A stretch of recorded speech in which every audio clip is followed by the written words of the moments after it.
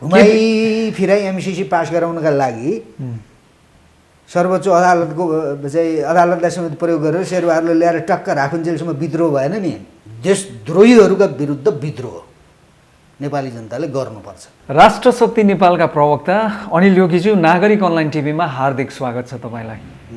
धन्यवाद। पछिल्लो समयमा निकै तपाईँ पूर्व प्रधान सेनापति रूपमाङ्गत कटवालको विषयमा निकै नै खर अभिव्यक्तिहरू दिइराख्नु भएको छ।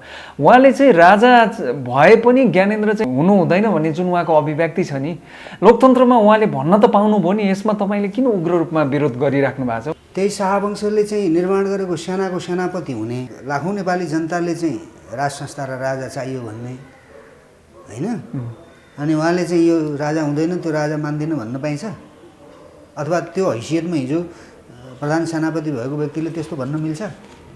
उहाँ राजा हुँदा पनि त उहाँ प्रधान सेनापति हुनुहुन्थ्यो नि, त्यस्तो त्यो नैतिकताले मिल्छ उहाँलाई? त्यो हैसियतको मान्छेले त्यस्तो कुरा भन्न मिल्छ? मेरो प्रश्न त्यो हो।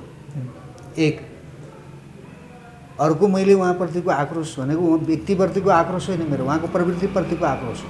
मिर्जाफरले 1757मा जुन प्लासी युद्ध भयो त्यहाँ सेनापति थिए, ती उनले खेलेको जुन भूमिका छ नि, भारत 200 वर्षसम्म अङ्ग्रेजको चाहिँ मिर्जाफरको चाहिँ भूमिकाले गर्दाखेरि अङ्ग्रेजले चाहिँ हिन्दुस्तानीहरूलाई, आजको हिन्दुस्तानलाई दबायो।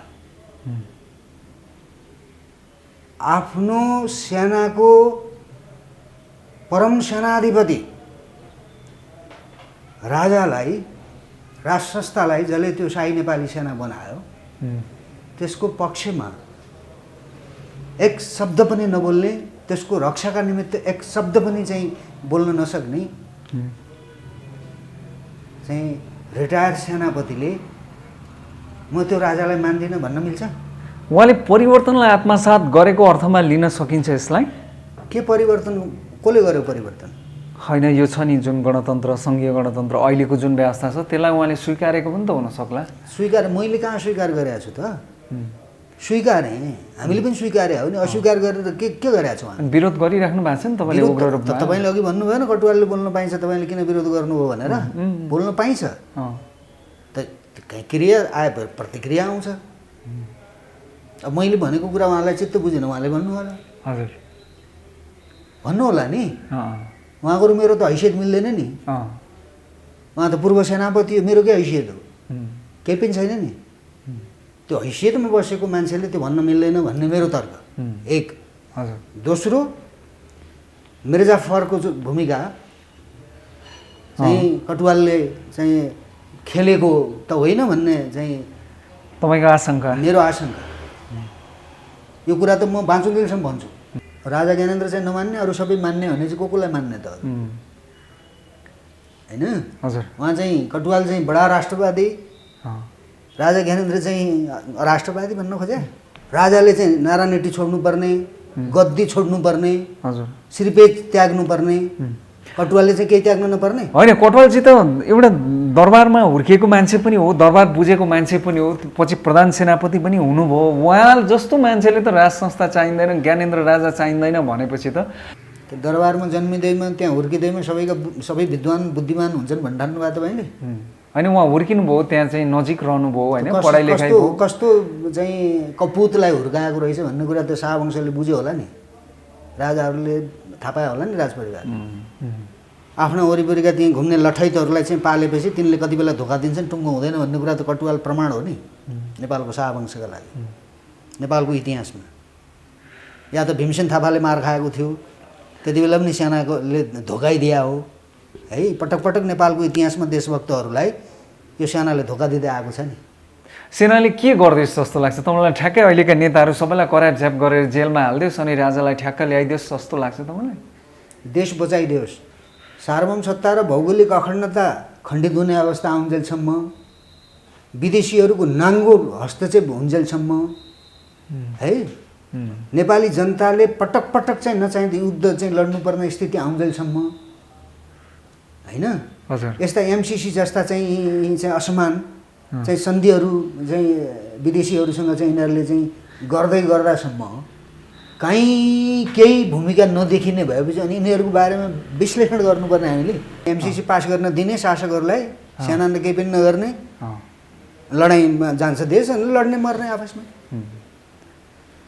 के गर्ने बुद्धि जस्तो छ त्यस्तै कर्म भोग्नुपर्छ जिम्मेवार ठाउँमा बसेर हजुर कर्तव्य निर्वाह नगर्नेहरू का बारेमा हामीले विश्लेषण गर्नुपर्ने 20औं वर्षदेखि दशकौँदेखि विश्लेषण गरिबस्दैछौँ हामीले तिरेको कर ट्याक्सबाट नपुगेर भ्रष्टाचार गरेर जुका ढाडिए जस्तो चाहिँ जनताको शोषण गर्नेहरूको बारेमा व्याख्या गर्नुपर्ने कि देशका लागि केही गर्दै आउन भनेर हात जोड्नुपर्ने अब हामीले त्यसो भएर जनता शक्तिशाली हुनुपर्छ जनताले कुरा बुझ्नुपर्छ अरू यहाँ कसैले केही बुझेर केही हुनेवाला छैन एमसिसी त अब पास हुने नै भयो नि त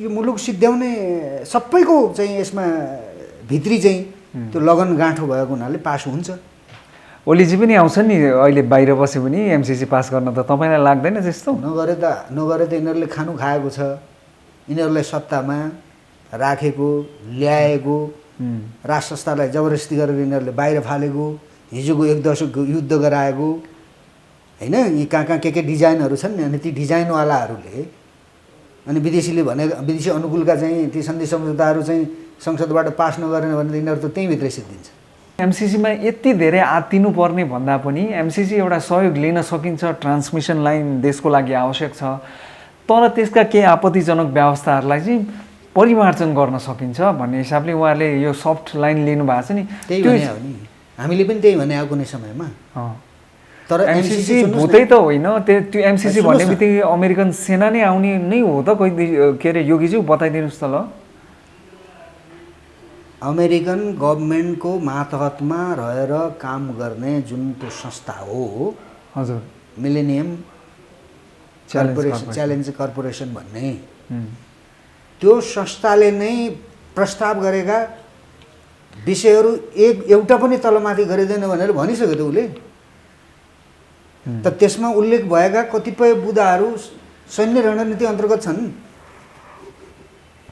त त्यो कुरालाई चाहिँ संशोधन गरेर पास गरेर अमेरिकाको सहयोग लिनै हुँदैन कहाँ भन्यौँ हामीले पनि भनेको छैन नि देवाजी अझ अमेरिकन नजिक भनेर चिनिनुहुन्छ होइन त यी कसका दलालहरूको कसका नजिक हुन्छन् यो पनि बहसको विषय धेरै भयो अब नगरौँ यस्तो बहस अब जनतालाई मान्छे चिन्नुहोस् भन्ने नेपाली जातिलाई घुमाइ फिराइ एमसिसी पास गराउनका लागि सर्वोच्च अदालतको चाहिँ अदालतलाई समेत प्रयोग गरेर शेरबहादुरले ल्याएर टक्क राखुन्जेलसम्म विद्रोह भएन नि देशद्रोहीहरूका विरुद्ध विद्रोह नेपाली जनताले गर्नुपर्छ आफू बाँच्ने हो र भोलिका आफ्ना चाहिँ नेपाली जातिको आफ्ना सन्ततिहरूको लागि चाहिँ जीवन सुरक्षित र यो राष्ट्र सुरक्षित राख्ने विद्रोहमा आउनु पर्यो दलालहरू विरुद्ध अब विद्रोहमा नआउने भने एमसिसी पास गर्ने के सिसी पास गर्ने हो पास गर्न दिने अनि सिद्धिने लडाइँमा जाने सिद्धिने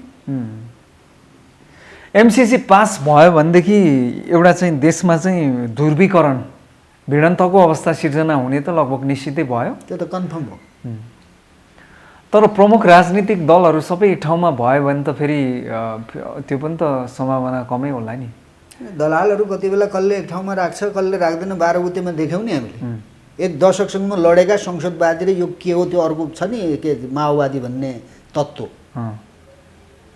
1 दशकसम्म आम्ने सामने यिनले लडेका हुन् नि त लडायो नि नेपाली दाजुभाइले 17,000 मान्छे मारिसकेपछि एक ठाउँमा बसे नि यिनलाई कसले बसाल्छ कसले फुटाउँछ त्यो पनि अब पनि भनिराख्नु व्याख्या गर्नुपर्छ हामीले विश्लेषण गर्नुपर्ने यसको बारेमा ओलीजी जो चाहिँ पूर्व निवर्तमान प्रधानमन्त्री भइसक्नुभयो उहाँको उपदेयता सकेर उहाँको उपयोगिता सकेर नै उहाँलाई बाहिर बहिर्गमन गरिएको हो त के हो यहाँ आफू खुसी आफ्नो चाहिँ मनमर्जीले चल्ने अधिकार छैन क्या नेपालका पार्टीका नेताहरूलाई कहाँ देश डुबिरहेको छ त्यो भनिदिनुहोस् त योगीज्यू कहाँ डुबिया छैन र तपाईँलाई यहाँनिर डुब्यो र यहाँ डुबिया छैन भन्ने सबैतिर डुबिसक्यो के डुब्नु बाँकी छ भन्नुहोस् त न्यायालय डुब्यो सेना डुब्यो राजनीतिक पार्टी डुबे हजुर दुनियाँ डुबे 80 लाख चाहिँ अरूका देशमा चाहिँ कुल्ली काम गर्न जानु त्यो डुब्नु होइन हो अनि विकासका नाममा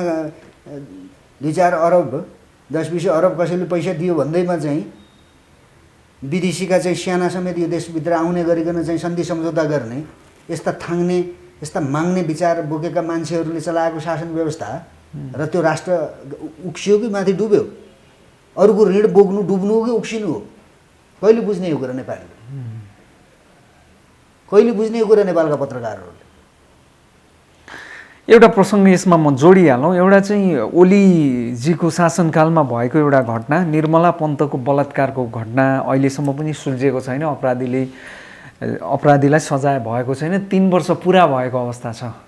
अब ओलीजीको सरकार पनि गयो, देवाजीको सरकार आएको छ। हामी आशा गर्न सक्छौँ हत्यारा निर्मला पन्तको हत्याराले सजाय उहाँलाई कानुनको कठघरामा ल्याउने र निर्मला पन्तले न्याय पाउँछिन् भन्ने कुरामा आशावादी हुनुहुन्छ? त्यस्तो कुरालाई तपाईँ प्रश्न बनाउनै छाड्दिनुहोस्। होइन, यो त गम्भीर कुरो हो नि। अहिलेसम्म एउटा गम्भीर के गम्भीर शासक गम्भीर भयो भने मात्र त्यस्तो 3 वर्षबाट यो गुत्थी भइरहेछ। एउटा च्यालेन्ज, सिस्टमलाई च्यालेन्ज गरेको विषय हो नि त यो त। कत्रा कत्रा अपराध गरेर दुनियाँको हत्या गरेर है, फेरि पनि त्यो हत्या गर्नका निमित्त चाहिँ डिजाइन बनाएर बसेका मान्छेहरूले एउटा त्यो गरिबकी छोरी राज्यकै मान्छेहरूको चाहिँ मिलेमोतोमा बलात्कार गरेको कुरा चाहिँ बडा ठुलो इस्यु भनेर ठान्नुहुन्छ तपाईँ? होइन, यो सानो कसरी हो भने नि तपाईँलाई मैले। विवेकयुक्त शासक ठाउँमा भयो भने चाहिँ ठुलो इस्यु हो होइन? बलात्कारी, व्याभिचारी, ज्यानमारा, हत्यारा, देशद्रोही विदेशीका दलालहरू सत्तामा बसेका बेलामा त्यो एउटा हाम्रो गरिबको चाहिँ चेली बलात्कार भएको कुरा यिनीहरूको लागि कुनै इस्यु हो र? त्यो कुन ठुलो कुरा हो यिनीहरूको लागि? हाम्रो लागि त ठुलो कुरा थियो, के गर्ने? होइन, टाउको दुखाइको विषय त भएकै छ नि। जस्तो ओलीजीले पनि यो विषयमा निकै टाउको तपाईँले मैले दुखाएर के हुन्छ भने शासकले टाउको नदुखाउने, सेनाले टाउको नदुखाउने, प्रहरीले टाउको नदुखाउने, न्यायाधीशको टाउको नदुख्ने। निर्मला पन्तले न्याय पाउँदैनन् त्यसो भए? जिउँदाले पाउने हुन् कि होइन टुङ्गो छैन, मरेकाले न्याय पाउने कि नपाउने भन्ने प्रश्नको उत्तर म तपाईँलाई के दिउँ? के दिउँ? होइन, पाउनुपर्छ भन्ने त हो नि त तपाईँको पनि। पाउनु पर्दैन भन्न मिल्छ? म जस्तो मान्छेले पाउनु पर्ने हो ल, पर्ने हो ल, त दिनुपर्नेले दियो त? होइन, छानबिन होला। हुन त छानबिनमा समय पनि लाग्छ, कुनै कुनै छानबिनमा विशिष्ट प्रकारका प्रकृतिमा समय लाग्छ भनौँ। प्रधानमन्त्रीले भने होइन ओलीले, त्यति बेलाको प्रधानमन्त्री 12 वर्ष लाग्न सक्छ भने प्रधानमन्त्रीले धम्कायो, छानबिन हुनुपर्छ, न्याय पाउनुपर्छ निर्मलालाई भन्दाखेरि प्रधानमन्त्रीले नै बोलेको कुरा हो त। 12 वर्ष लाग्न सक्छ भने धम्कायो। हजुर, न्याय पाउनुपर्छ भन्दा उल्टो धम्की दिने शासक पालिराख्ने, अनि न्याय पाइएन भनेर रुने। त्यही त। अब ओलीजी गए, देवाजी आए, के आशा भन्ने कुरो क्या?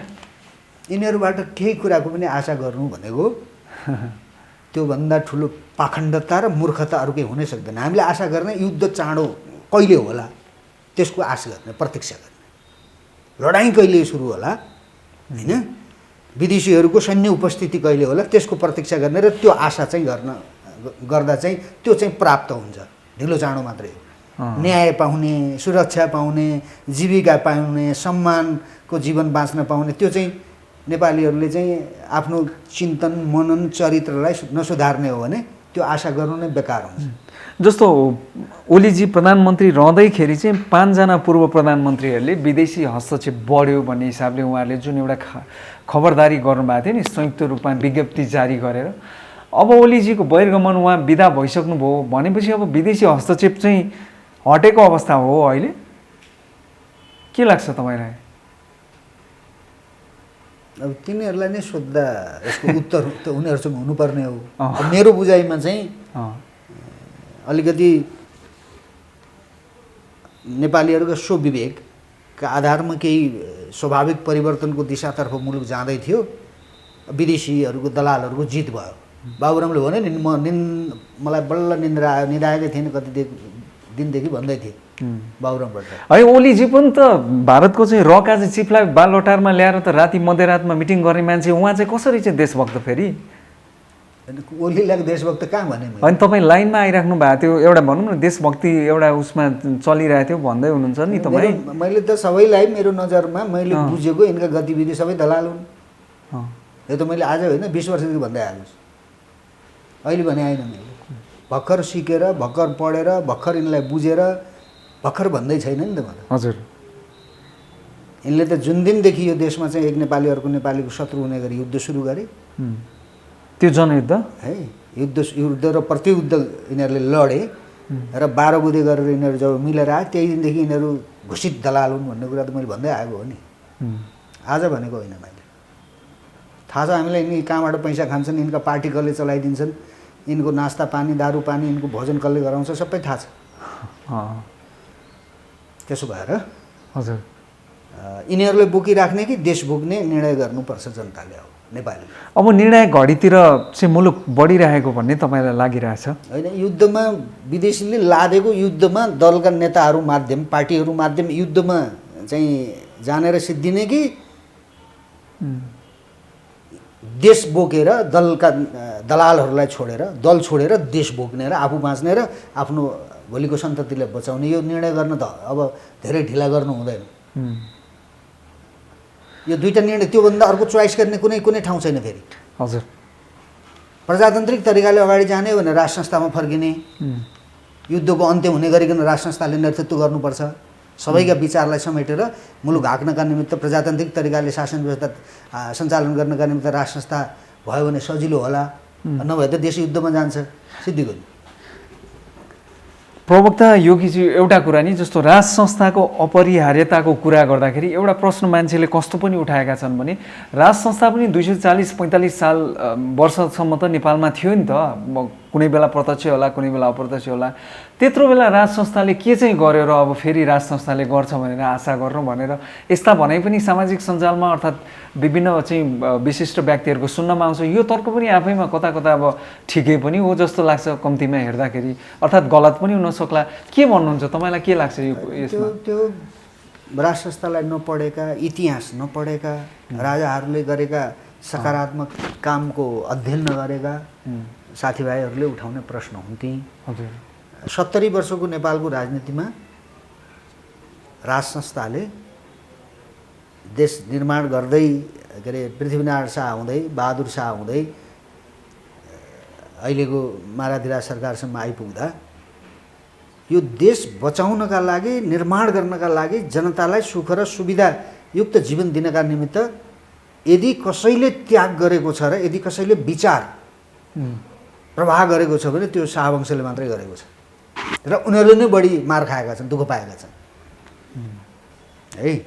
त्यसो भएको हुनाले अबको युग अनुसार, अबको नेपालीहरूको चेतना अनुसार विश्व परिवर्तित एउटा राजनीतिक घटनाक्रमहरूलाई समेत चाहिँ नजरअन्दाज नगरिकन जनचाहना अनुकूल राज संस्थाले राजाले काम गर्न सक्दैन भनेर कसरी भन्ने, के आधार छ? यिनले त के नगर्छन्, 70 वर्षदेखि नेताहरूले पार्टीहरूले के गर्छन् भने होइन त के नापे त यिनले त भएको पनि बेचेर खाए। राजाहरूले निर्माण गरेका उद्योग धन्दा कल कारखाना बेचेर खाए, हुँदा युवाहरूलाई पनि बेचेर खाइदिए। देशभित्र भएका युवाहरूको हातमा बन्दुक दिएर आपसमा लडाउने अनि बेरोजगार बाँकीलाई बेच्ने, यो 70 वर्षदेखिको राजनीतिक व्यवस्थाको परिणाम हो नि। दलका नेताहरूले गरेको त्यही हो नि उपलब्धि। त्यसो भएर यिनीहरूले बडा फर्स्ट क्लास गरे, राजाले चाहिँ केही पनि गरेन र फेरि पनि केही गर्दैन भन्ने तर्क गर्न मिल्दैन। तपाईँ हामीले गर्ने हो, हजुर आजको युवाहरूले गर्ने हो। राज संस्थाले अभिभावकत्व गरिदियोस् भनेको हजुर। प्रजातान्त्रिक परिपाटीले हाम्रा आफ्ना विवेकका आधारमा मुलुक आएको भन्ने शर्तमा हो यो कुरा। अब होइन दलालहरूलाई नै बोक्ने हो, हिँड्ने हो भने मुलुक विदेशीहरूको डिजाइन अन्तर्गत चल्छ, चलिरहेछ होइन। राज्यका सबै अङ्गहरू विदेशीकै डिजाइनमा काम गरिरहेछन्, यो आजको यथार्थ हो। त मुलुक युद्धमा जान्छ भाइ, लडौँ। चाँडै अब नेपाली सेनाका सेनापति कमान्डर इन चिफ पनि चाहिँ परिवर्तन हुँदै हुनुहुन्छ, के आशा कि कटवालजी जस्तै इतिहास दोहोरिएला भन्ने? मलाई आशा मरिसक्यो, मलाई आशा छैन, कसैप्रति आशा छैन। तपाईँ किन यस्तो निराश हुनुहुन्छ? तपाईँ जनताप्रति विश्वास छ मलाई, नेपाली जातिप्रति विश्वास छ मलाई। जनतालाई एकीकृत बनाएर जनताको लाखौँ करोडौँ नेपालीहरूलाई एक ठाउँमा राखेर जनताका बलका माध्यमद्वारा चाहिँ मुलुकलाई स्थितिमा ल्याउन सकिन्छ भन्ने सवालमा म चाहिँ निराश छैन। हजुर, यो देशका जिम्मेवार ठाउँमा बसेकाहरूले यो मुलुक जोगाउनका निम्ति केही गर्लान्, मलाई त्यो मरिसक्यो आशा। अब सेनामा पनि तपाईँलाई कुनै आशा छैन? काम छैन। नयाँ सेनापति आए पनि तपाईँलाई किन भरोसा? सेना सकल सेना पर काम छैन भनेको होइन। फेरि तपाईँले गलत म्यासेज जाने गरी सम्प्रेषण नगर्नु होला। लाखौँ 1 लाखको हाराहारीमा छ सेना। त्यही त्यहाँ दर्जन आधा दर्जन जतिले है कसका कुरा सुनेका छन् र यो मुलुकलाई यो रसातलमा फसुन्जेलसम्म पनि तिनीहरूले आफ्नो बुद्धि र बल प्रयोग गरेनन्। त्यसको जवाब इतिहासमा खोज्छ नेपालीले। भनेपछि कुनै न कुनै दिन अबको आउने कालखण्डमा राज संस्था फर्किन्छ र त्यसको हिसाब किताब हुन्छ भन्न खोज्नु भएको हो तपाईँले अप्रत्यक्ष रूपमा? राज संस्था फर्केपछि जनताले बल गरेपछि हिसाब किताब त सबैसँग खोजिहालिन्छ। कटवालजीसँग पनि होला। मैले भने न मिर्जाफरको उसको सन्तानपछि रिक्सा चालक भए, कुल्ली भए, के भए सब खोस्यो हिन्दुस्तानीहरूले। देश लुटेर जनतालाई चाहिँ युद्धमा चाहिँ फसाएर विदेशीका कमारो हुन पठाएर अनि यहाँ मुठीभर मान्छे धनी हुन पाइन्छ? साँच्चीकै देशभक्तले देश चलायो भने त हिसाब किताब गरिहाल्छ नि। हुन्छ प्रवक्ता योगीज्यू, अमूल्य समयको लागि यहाँलाई धेरै धेरै धन्यवाद। अलि तितो बोल्छु, सत्य तितै हुन्छ। समय दिनुहुन्छ, बोलाउनुहुन्छ। अर्जुनजीलाई धेरै धेरै धन्यवाद। हस्।